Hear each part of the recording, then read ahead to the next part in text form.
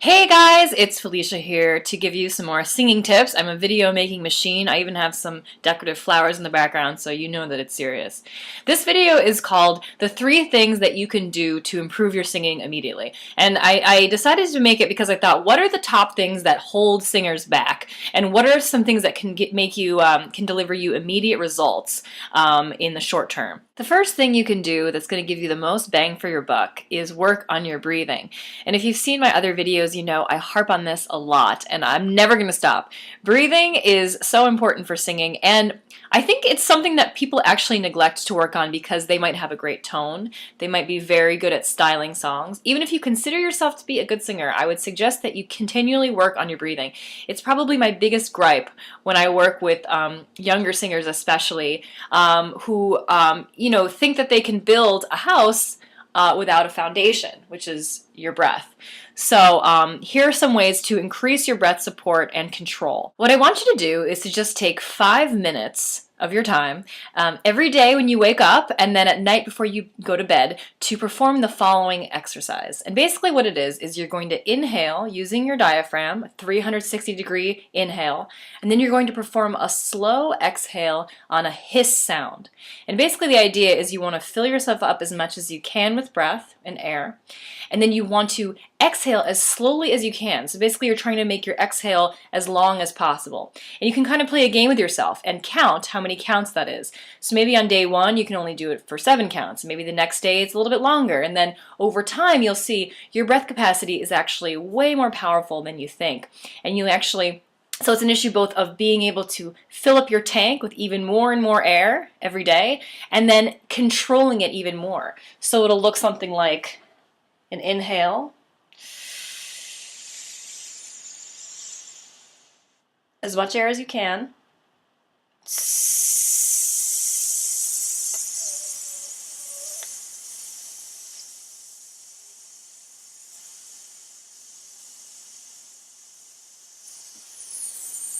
and you can just feel the air coming out. I mean, you can keep going. But that's something that if you do this every day, and you really work to increase your capacity, think of it as going to the gym and working out and kind of increasing your weight every few days when you're ready. You don't just want to settle for, okay, I can take a short breath and that's it. I can only exhale for 3 beats. Oh well. No, it's not just that you are destined to not be able to breathe well. It's just that you haven't practiced it and you haven't really explored your full capacity. That's an easy way for you to improve your breathing on a day-to-day basis and to get immediate results, I'd say after about a couple days and definitely a week. The second thing that you can do to improve your singing immediately is to work on your resonance and your resonant space. So when I describe resonance to singers, I say, imagine a guitar, okay? A guitar has strings stretching across it. When you pluck a string on a guitar, it creates a beautiful, rich sound. But if you were to take that string and pluck it in the air, it would sound burnt, burnt, burnt, very flat, almost like you're strumming an elastic band. The same goes for your vocal cords. You don't create beautiful, rich sound just by focusing on the chord itself. In fact, that can be very damaging. If you were to just pluck a vocal cord in isolation, it would not create the beautiful sound that we associate with good singing. Instead, we need to use our body like an instrument, like a guitar, and really utilize our resonant space. And the space I'm talking about in particular is your face and your pharynx, which is actually behind your nose in the mask area of your face, which is here. So what you can do is work on creating a resonant space to help basically bounce the sound and use your pharynx to create a richer sound. Another way you can also think about it is like a cathedral. I talk about it like a cathedral dome. If you're singing in a cathedral, right, you can create a beautiful sound. But if you hang out in the back lobby near the exit, you're not going to really take advantage of that beautiful dome. So here's how to do it. The first thing you can do is think of the word hung. H-U-N-G. And the N-G is really the part that we're interested in because hung, saying that hung, and closing up the back of your throat allows you to feel your pharynx, okay?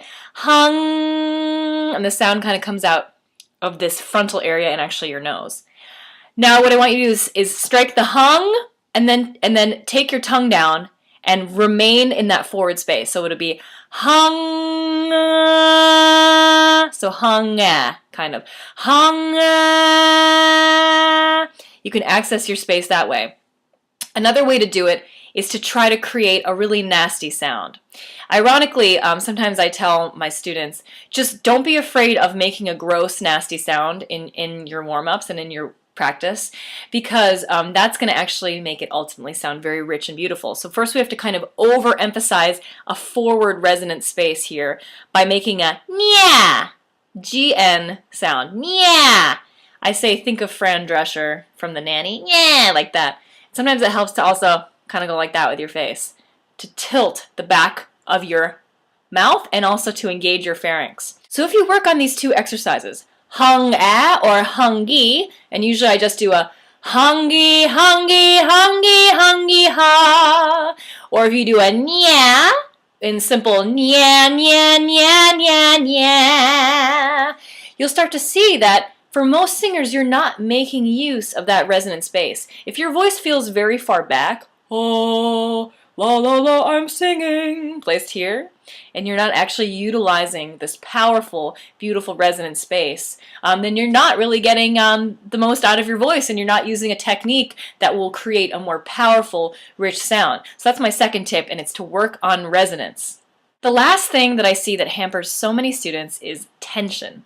And so the third thing I'm going to recommend is to work on relaxation techniques. It's going to improve your singing tremendously right away, in the short term and in the long term.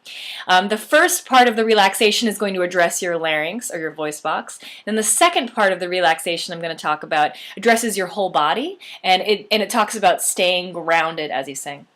So your larynx is your voice box, and the goal when we sing, whether we're belting, whether we're singing soprano, whether we're in a speaking range, is to keep our larynx neutral. So we don't want our larynx to pop up, which happens when if you're singing and you feel like you're hitting a ceiling or it's straining, chances are you're probably over singing on your chord, but your larynx is probably also riding up.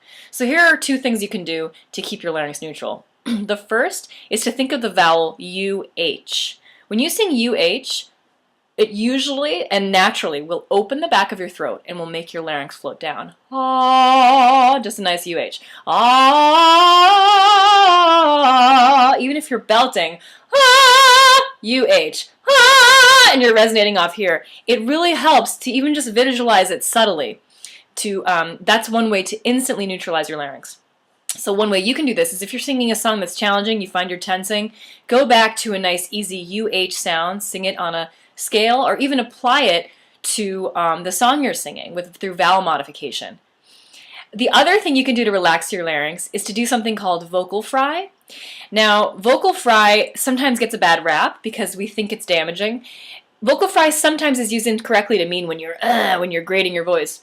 What I'm talking about is a specific sound you can do that sounds like this. It's not pleasant, but it's you just very subtly rubbing your chords together in a way that's relaxing them, and it actually gets your larynx to chill out.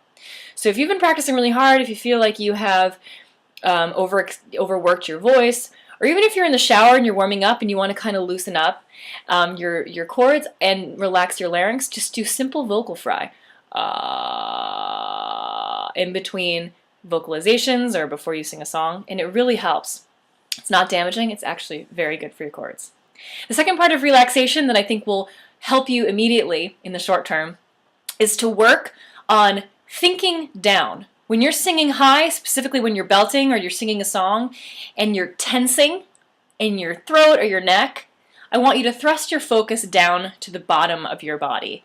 Don't think about singing as happening up here. Think of it as happening down here. And my favorite technique is the butt clench. It basically is this, that you engage your butt, your gluteal muscles, and what that helps you do is it helps you activate the bottom part of your core, which helps you use your diaphragm, but it's mental more than anything else. If you kind of tighten your butt whenever you hit a high note, or whenever you're working on something that makes you feel like you're straining, don't think about this. Relax this, and instead, think about supplying some more groundedness to the bottom of your body, like your butt. So those are my 3 tips for improving your singing immediately. I guarantee that if you work on these 3 things, you're going to find that your voice is suddenly becoming much freer, and you're going to love the changes that you see as you continue to work on improving your technique. Thanks for watching, guys.